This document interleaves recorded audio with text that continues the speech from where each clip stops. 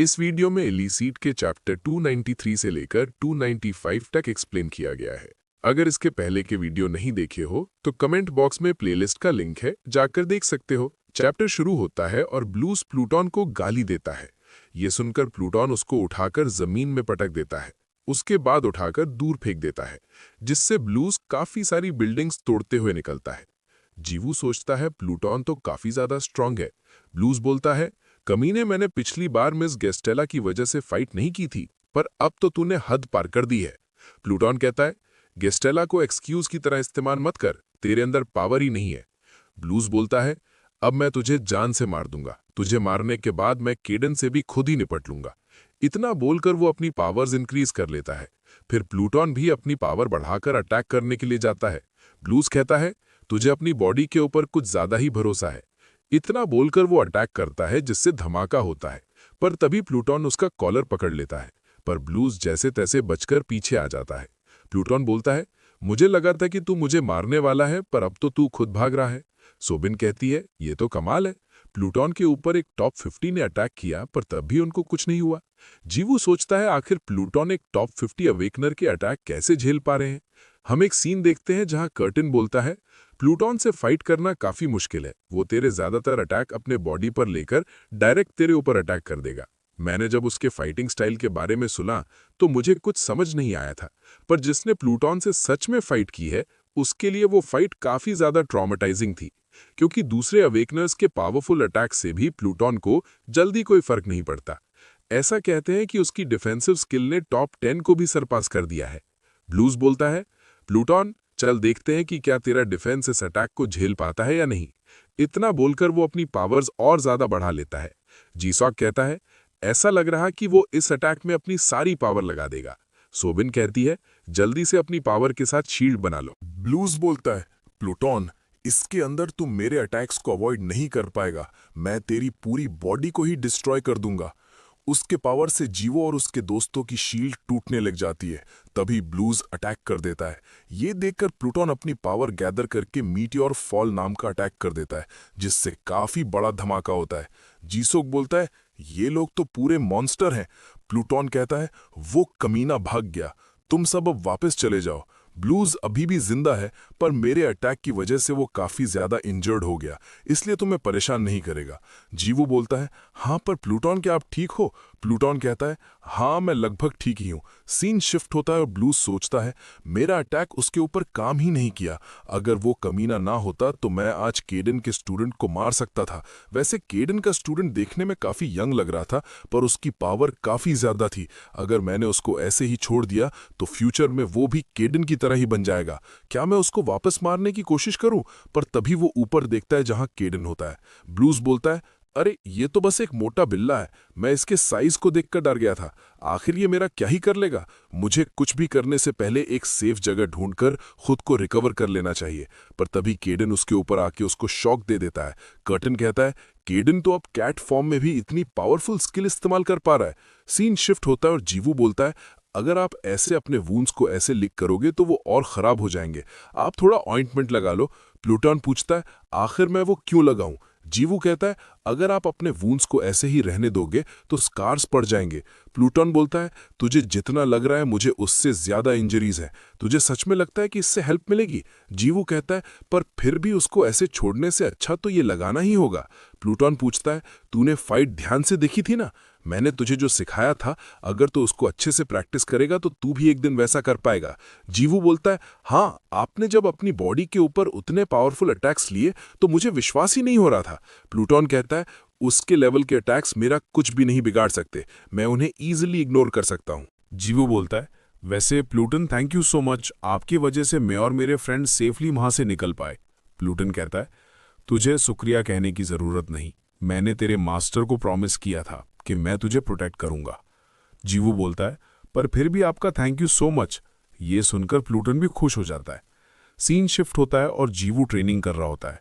वो सोचता है, मेरा कोई भी स्किल उसके ऊपर काम नहीं किया था, अब से मैं और भी ज्यादा डेंजरस सिचुएशन में आ सकता हूं, इसी वजह से मुझे स्ट्रांग होना पड़ेगा।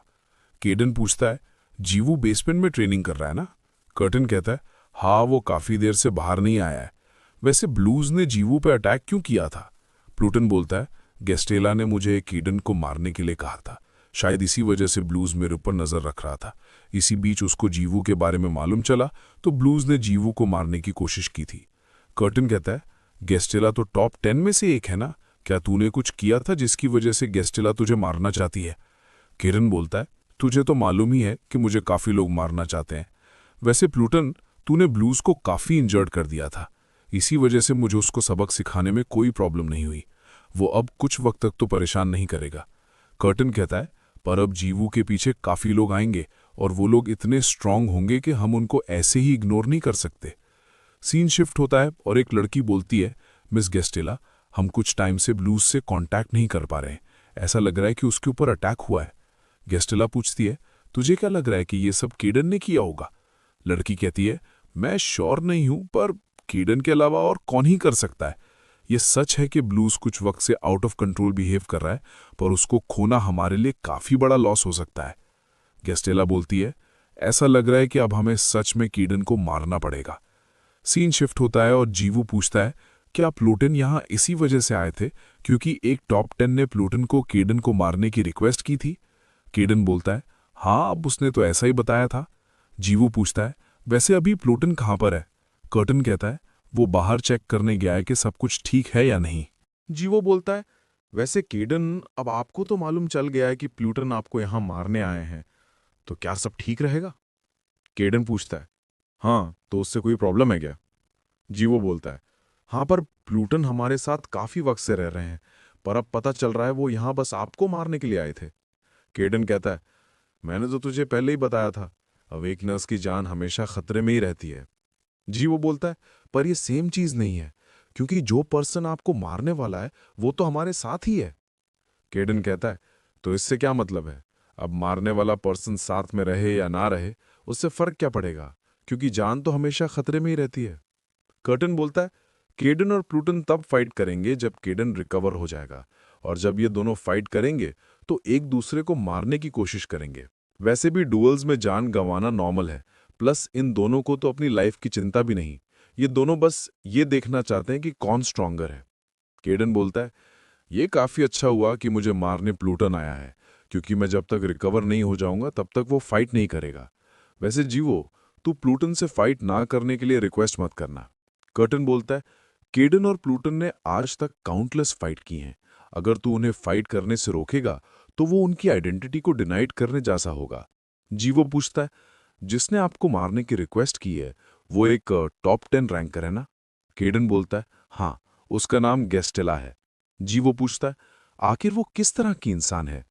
केडन कहता है, वो टॉप 10 का पार्ट है, इसका मतलब वो काफी पावरफुल है, प्लस वो एक लौती टॉप 10 अवेकनर थी जिसने मुझसे फाइट करने का ऑफर एक्सेप्ट किया था। कर्टन पूछता है, एक सेकंड, क्या गेस्टेला तुझसे फाइट करने के लिए मान गई थी? केडन बोलता है, हाँ, पर एक सिचुएशन की वजह से हम प्रॉपर फाइट नहीं कर पाए थे, पर मैं एक्नॉलेज करता हूं कि वो फाइट करने आई थी। कर्टन कहता है, मैंने सोचा भी नहीं था कि गेस्टेला का कोई ऐसा साइड भी होगा। सीन शिफ्ट होता है और जीवो सोचता है, मुझे समझ नहीं आ रहा है कि मैं क्या करूं। अगर फाइट करते वक्त उन दोनों में से किसी की डेथ हो गई तो क्या होगा? तभी प्लूटोन पूछता है, तू ऐसे भाग क्या कर रहा है? तुझे कुछ हुआ है क्या? जीवो बोलता है, मैंने सुना है कि आप केडन से फाइट करने वाले हो, प्लस ये फाइट नॉर्मल नहीं होगी, बल्कि आप दोनों अपनी जान खतरे में डालोगे। आप दोनों को साथ में देखकर मुझे ऐसा लगने लगा था कि ये कोई नॉर्मल फाइट होगी, पर लगा नहीं था आप दोनों इसमें मर भी सकते हो। प्लूटोन कहता है, मेरे लिए भी केडन जितने स्ट्रांग इंसान से फाइट करना काफी बड़ी बात है, प्लस उससे दोबारा फाइट करने का मौका कब मिलेगा ये भी नहीं मालूम। पर तुझे चिंता करने की जरूरत नहीं है, क्योंकि फाइट केडन के रिकवर होने के बाद ही होगी। चल, अब रात होने वाली है, घर के अंदर चलते हैं। पर तभी वहां पर रेड कलर का फॉग आ जाता है जो कि जीवू को पकड़ने लगता है। केडन और कर्टन जल्दी से बाहर आते हैं, पर तब तक वो रेड फॉग जीवू को वहां से ले जाता है। केडन बोलता है, जाओ जल्दी से जाके जीवू को ढूंढो। गेस्टेला, मैं तुझे छोड़ूंगा नहीं। सीन शिफ्ट होता है और जीवू गेस्टेला की टेरिटरी में आ गया रहता है। तभी वो लड़की बोलती है, तुम्हें यहां अचानक से ऐसे लाने के लिए माफ कर देना। जीवू पूछता है, वैसे तुम हो कौन? लड़की जीवू को गेस्टेला से इंट्रोड्यूस करवा देती है। जीवू सोचता है, ये तो वही टॉप 10 रैंकर है जो कि केडन को मारना चाहती है। लड़की बोलती है, तुम्हारे एक्सप्रेशन को देखकर ऐसा लग रहा है कि तुम मिस गेस्टेला के बारे में जानते हो। जी वो कहता है हाँ, केडन ने मुझे इनके बारे में बताया था। गेस्टेला पूछती है, क्या तुम ये कहना चाहते हो कि केडन ने मेरे बारे में तुमसे कुछ बात की थी? जी वो कहता है हाँ, आप सही समझे हो। गेस्टेला पूछती है, आखिर केडन ब्रेक ने मेरे बारे में तुम्हें क्या बताया है? इसी के साथ ये चैप्टर यहीं पर खत्म होता है। नेक्स्ट चैप्टर अगले वीडियो में।